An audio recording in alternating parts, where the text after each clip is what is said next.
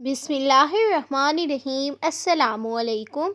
उम्मीद है कि आप सब खैरियत से होंगे। ना ही तीखा ना ही फीका। आज हम बनाएंगे बहुत ही ज़बरदस्त सा मीठा।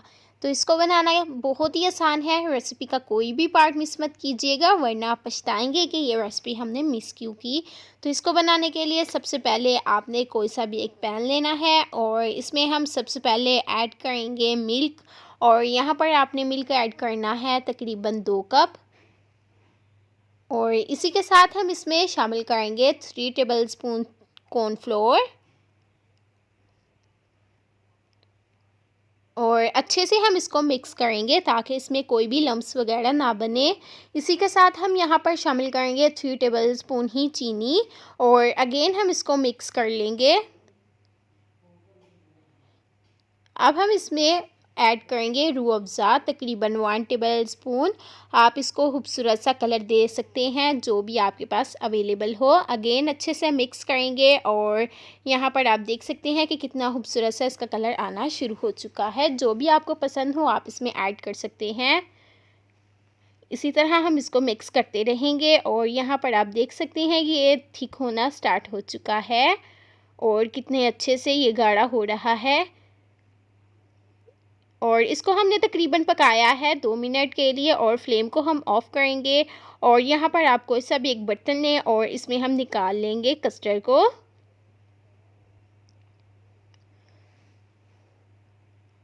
अब हम इसको एक साइड पे रख देंगे ताकि ये थोड़ा सा ठंडा हो जाए और रूम टेम्परेचर आ जाए। अगेन हम इसी पैन को लेंगे, इसमें हम शामिल करेंगे मैदा 1/2 कप।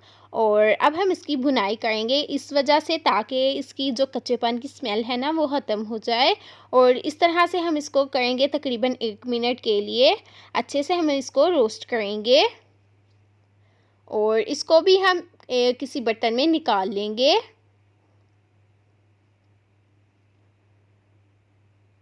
अगेन हम बर्तन लेंगे वही वाला और अच्छे से इसको साफ़ कर लेंगे। इसमें हम शामिल करेंगे दूध 1/2 कप और इसमें हम 1 टेबलस्पून घी ऐड करेंगे। आप देसी घी का इस्तेमाल भी कर सकते हैं। और चीनी शामिल करेंगे हम इसमें 2 टेबलस्पून और अच्छे से मिक्स कर लेंगे ताकि जो चीनी और घी है ना वो अच्छे से मेल्ट हो जाए। और जब तक ये मेल्ट नहीं होता इसी तरह हम चम्मच चलाते रहेंगे।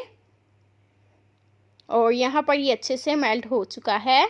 अब इसमें हम ऐड करेंगे मैदा जो हमने रोस्ट करके रखा था ना, वही इसमें हम ऐड करेंगे 1 टेबलस्पून। अगेन हम इसमें रूह अफ़ज़ा ऐड करेंगे और अच्छे से मिक्स करेंगे।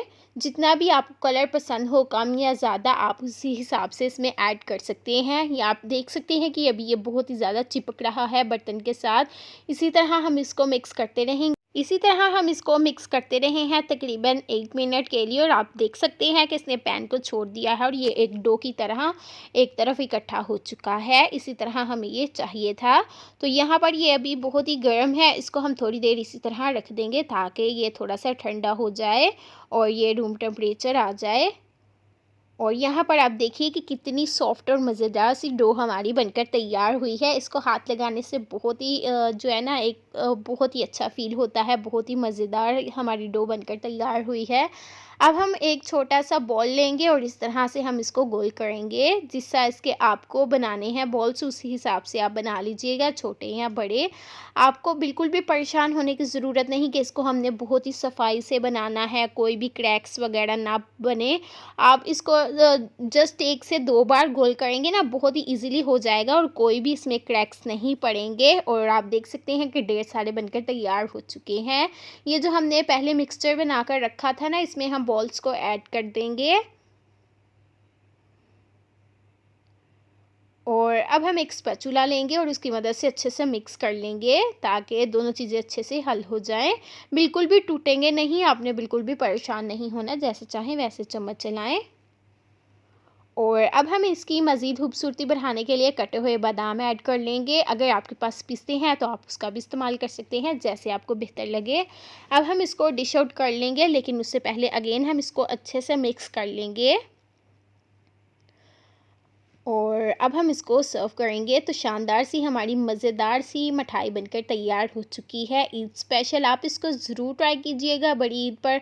और अपनी फैमिलीज़ के साथ इंजॉय कीजिएगा। यकीनन उन्हें आपको बहुत ही ज़्यादा ये रेसिपी पसंद आएगी। तो देख सकते हैं आप कि इसको जब हम सर्व कर रहे हैं ना, कितनी खूबसूरत लग रही है और इसको देखते ही मुंह में पानी आ रहा है। बहुत ही ज़्यादा टेस्टी है, आप ज़रूर ट्राई कीजिएगा। अगेन हम इसके ऊपर गार्निश के लिए कटे हुए बादाम ऐड करेंगे। अगर आपको हमारी आज की रेसिपी थोड़ी सी भी पसंद आई, अगर आपको लगा कि हमने आपको कुछ बताया है या कुछ सिखाया है, तो इसी तरह की मज़ीद रेसिपीज़ देखने के लिए हमारे चैनल पर जाइए और मज़ेदार सी रेसिपीज़ देखते रहिए और हमें सपोर्ट कीजिए। और हमारे चैनल को ज़्यादा से ज़्यादा शेयर भी करें, लाइक भी करें, कमेंट भी करें और सब्सक्राइब भी करें, ताकि इसी तरह की रेसिपी हम आप लोगों के लिए लाते रहें। आप इसी तरह इन्हें बनाते रहें और इंजॉय करते रहें।